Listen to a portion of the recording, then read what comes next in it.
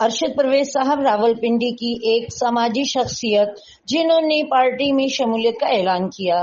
اس موقع پر آرگنائزر اسلام آباد عمران نذیر، ادیب عمران، میڈم زبیدہ اور دیگر پارٹی کے عہدیداران موجود تھے۔